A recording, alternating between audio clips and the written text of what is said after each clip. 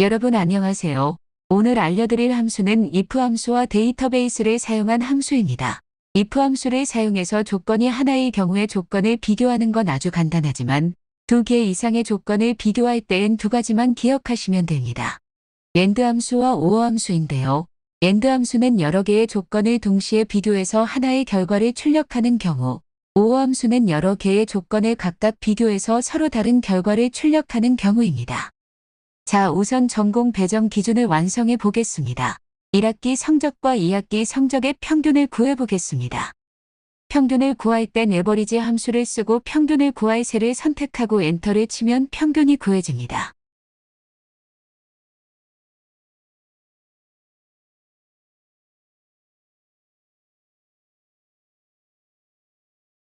셀의 오른쪽 아래를 밑으로 드래그하여 자동 채우기를 하면 평균이 간단하게 계산됩니다. 다음으로 전공 배정을 해보겠습니다. 전공 배정 기준을 보시면 1순위 학생의 지망, 2순위 성적이 높은 순, 3순위 취득 학점이 많은 순입니다. if 함수를 사용해 보겠습니다. if 함수 안에 AND 함수를 사용해서 첫 번째로는 일지망을 써주고요. 두 번째로는 평균을 써줍니다. 세 번째로는 취득 학점을 써주겠습니다. 그리고 쉼표를 입력하신 다음에 참의 경우에는 건축학과를 출력하고 그렇지 않을 경우엔 건축공학과를 출력하도록 함수를 작성해 보겠습니다.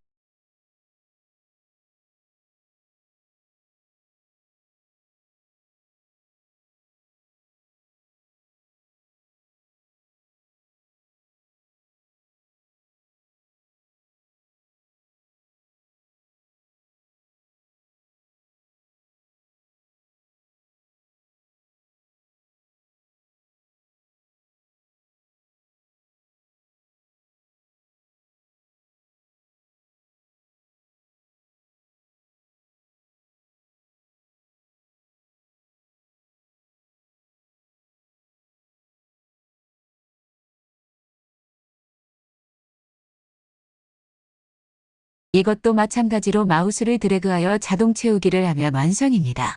이렇게 전공 배정표를 작성해 보았습니다. 다음으로는 데이터베이스 함수를 알려드리겠습니다.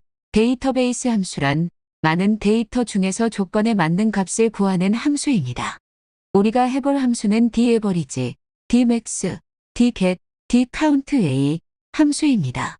순서대로 평균, 최대값, 찾기, 개수를 구하는 함수입니다. 먼저 1학년들의 1학기 평균을 구해보겠습니다. daverage 함수를 누르고 첫 번째로 전체 범위를 지정합니다. 우리는 1학년의 평균을 구할 거니까 두 번째로는 학년을 선택합니다. 세 번째로 미리 작성해둔 조건 범위를 지정하고 엔터를 누르면 결과가 나오게 됩니다. 이 세 가지 순서를 반복하여 여러 가지의 데이터베이스 함수를 작성할 수 있습니다.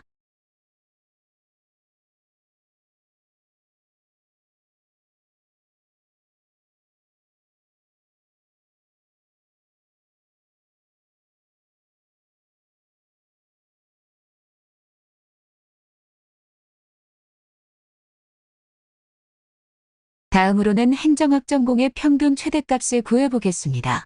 dmax 함수를 누르고 데이터베이스를 선택, 데이터 값에서의 평균을 선택하고 조건 범위를 선택하면 결과가 출력됩니다.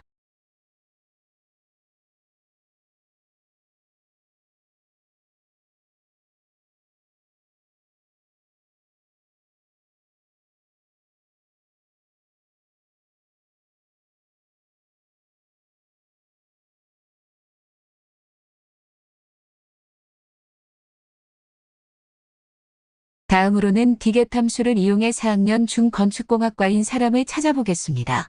dget 함수를 누르고 데이터베이스 선택, 데이터 값에서 성명을 선택하고 조건 범위를 선택해주면 결과가 나옵니다.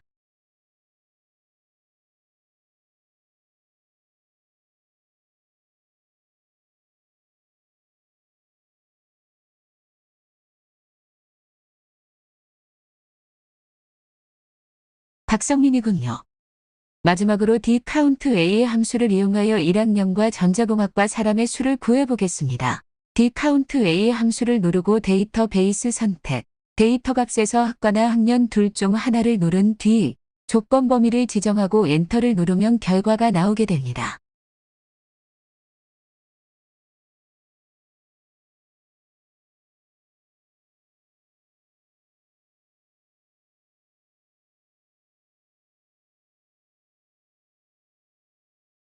이렇게 오늘은 if 함수와 데이터베이스 함수를 배워보았습니다.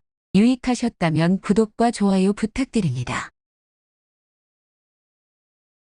여러분 안녕하세요. 오늘 CAD로 알려드릴 것은 F1, F12 단축키와 상대좌표, 절대좌표, 상대극좌표를 알려드릴 것이고요. P라인과 어레이, 스타일 텍스트와 DIM 스타일 치수에 대해 알려드리겠습니다. 먼저 F1, F12를 알려드리겠습니다. F1은 도움말 단축키입니다. 많은 프로그램의 공통이죠. F2는 명령어창 확대입니다. 평소에는 이렇게 밑에 한두 줄로 나오는 명령창을 크게 F릴 수 있습니다. 이전에 어떤 명령을 했는지도 볼 수 있습니다. F3은 객체 스냅 온오프입니다. CAD는 사용자가 편하도록 특정 점 근처로 마우스 커서를 위치시키면 자동으로 점을 잡아주는 기능이 있습니다. 그것을 스냅이라고 하는데 이렇게 F3을 누르시면 선 끝부분과 중간에 뜨는 초록색 네모 모양이 사라집니다. 다시 보이게 하려면 한 번 더 F3을 누르면 됩니다.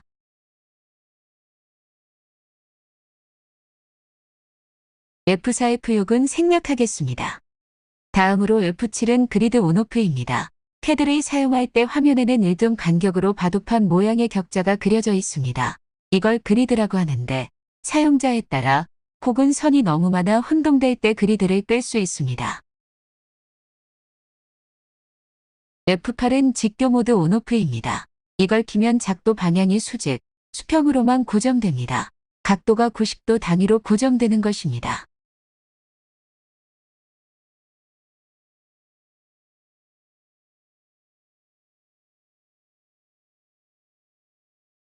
F9는 그리드 스냅 온오프입니다. 방금 설명드렸던 F3이랑은 조금 다릅니다. F3의 스냅 기능은 객체에서만 즉 제가 그렸던 도형에 한해서만 스냅이 잡히고 F9는 배경의 그리드, 격자의 교점으로만 커서가 움직입니다. F7로 그리드를 꺼도 작동합니다. F10은 극좌표 추적 온오프입니다. 극좌표는 각도와 길이로 위치를 지정하는 좌표법입니다. 보여드리는 것처럼 선을 작도하려 하면 극좌표라고 초록 선이 하나 보입니다. 이것을 껐다 켰다 하는 기능입니다. 오스냅으로 설정창을 열어서 극좌표의 각도를 수정할 수 있습니다.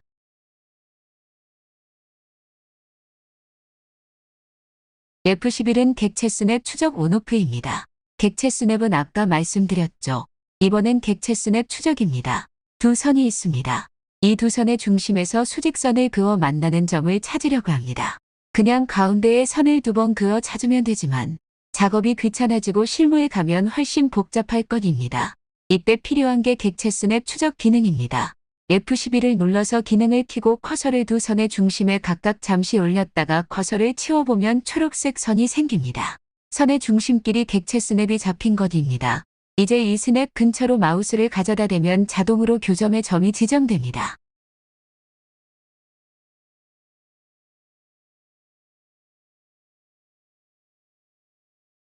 F12는 동적 입력 온오프입니다. 작도를 할 때 커서 옆에 첫 번째 점 지정이라는 입력창이 따라다닙니다. 여기서 F12를 누르면 글씨가 사라지게 됩니다. 다음으로는 상대좌표, 절대좌표, 상대극좌표에 대해서 설명해 드리겠습니다. 우선 절대좌표란 화면에서 보이시는 것과 같이 X와 Y가 써 있는 것이 절대좌표의 원점입니다. 정사각형을 그려보겠습니다. L엔터를 치고 0,0을 찍습니다. 그러고 200,0을 칩니다. 그럼 X축 방향으로 200의 선이 그어졌습니다. 다음으로 200,200을 입력합니다. 이렇게 선이 대각선으로 갈 수도 있습니다. 이것은 상대좌표로 나오는 것이기 때문에 이따가 다시 알려드리겠습니다. 저처럼 선이 대각선으로 간다면 좌표 앞에 샵을 붙이고 치수를 입력하면 정상적으로 절대좌표가 입력이 됩니다. 이것이 절대좌표입니다.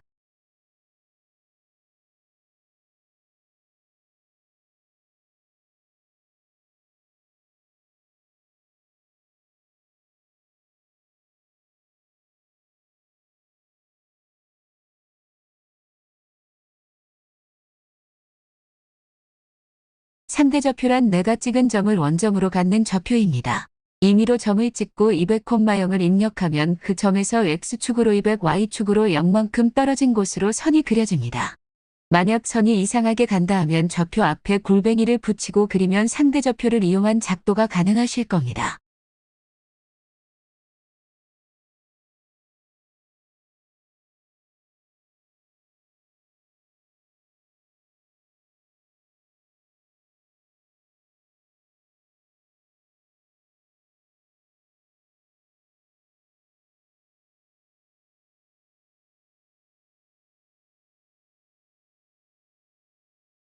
마지막으로 상대 극좌표란 X좌표를 기본으로 시계 방향으로 내려갈 땐 마이너스를, 반시계 방향으로 올라갈 땐 플러스로 입력합니다. 플러스는 생략이 가능합니다. 상대 극좌표 입력 방식은 골뱅이 거리 각도입니다. 라인을 이용해 임의의 점을 찍은 후 골뱅이 거리와 각도를 지정 가능합니다. 왼쪽에 있는 그림처럼 반시계 방향 상대 극좌표를 이용해 선을 그어보겠습니다.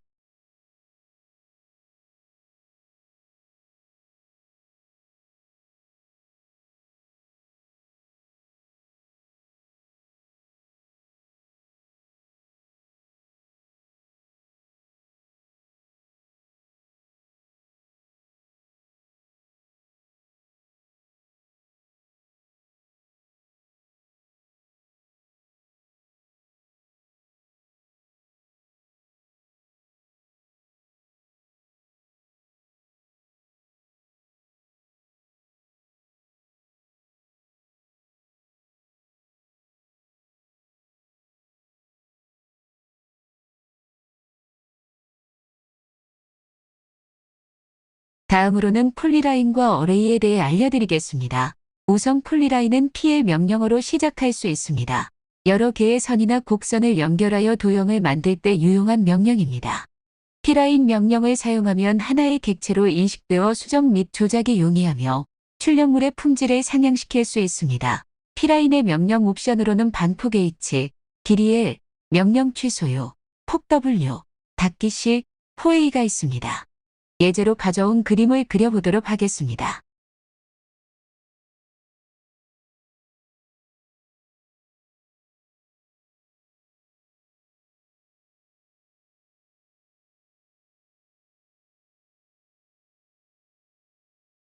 컨트롤을 누르면 호의 방향을 반전시킬 수 있습니다.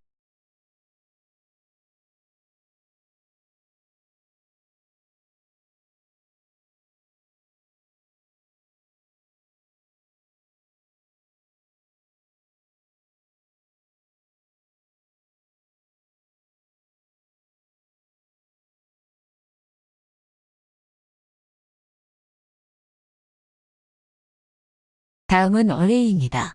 그림을 그리며 설명하도록 하겠습니다. 먼저 원을 하나 그려줍니다. VR 엔터를 치고 객체를 선택해줍니다. 원 모양으로 패턴을 만들어 보겠습니다. 임의의 중심점을 지정하면 패턴이 그려집니다. 위에 보시면 배열 작성이 뜹니다. 여기에서 원하는 대로 수정해 주시면 됩니다. 항목을 변경하면 원의 개수가 늘어나거나 줄어들고, 채우기는 각도입니다. 변경하시면 180도 안에 항목이 8개가 있다는 뜻입니다. 행을 변경하시면 원의 뒤쪽으로 원이 여러 개 더 생기게 됩니다. 사이를 변경하면 원과 원의 사이 간격을 변경하실 수 있습니다.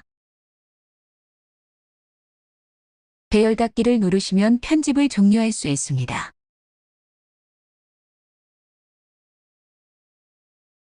마지막으로 문자와 치수를 넣는 법을 알려드리겠습니다. 아까 상대 극좌표를 설명하면서 그린 곳에 텍스트를 넣어보겠습니다. 먼저 TX를 치면 텍스트 명령이 뜹니다. 문자를 입력할 곳을 누르고 문자의 높이를 설정하고 엔터를 눌러주면 문자를 쓸 수 있습니다. 숫자와 한글, 영어 모두 기입 가능합니다. 컨트롤 엔터를 누르면 작성이 됩니다.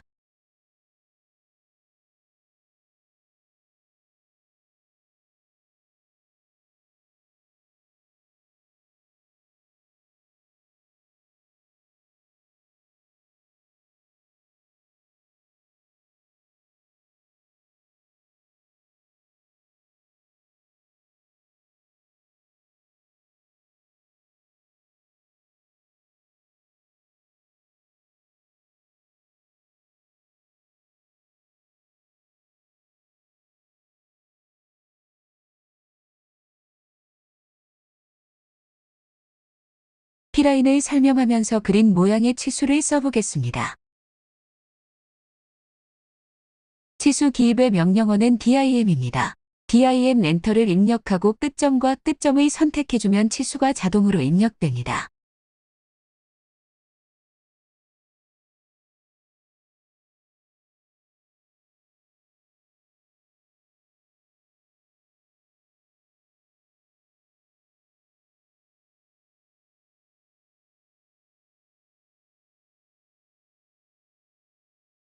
각도 치수 넣는 명령어는 DIM 앵귤러입니다. 치수를 기입할 선을 선택하면 각도를 기입할 수 있습니다.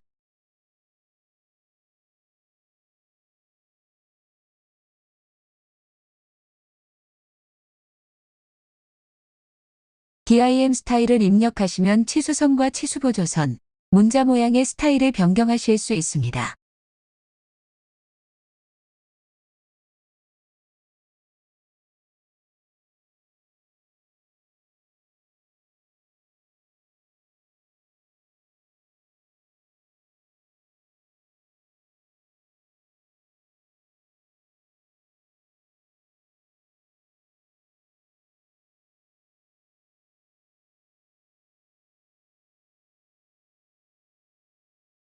감사합니다.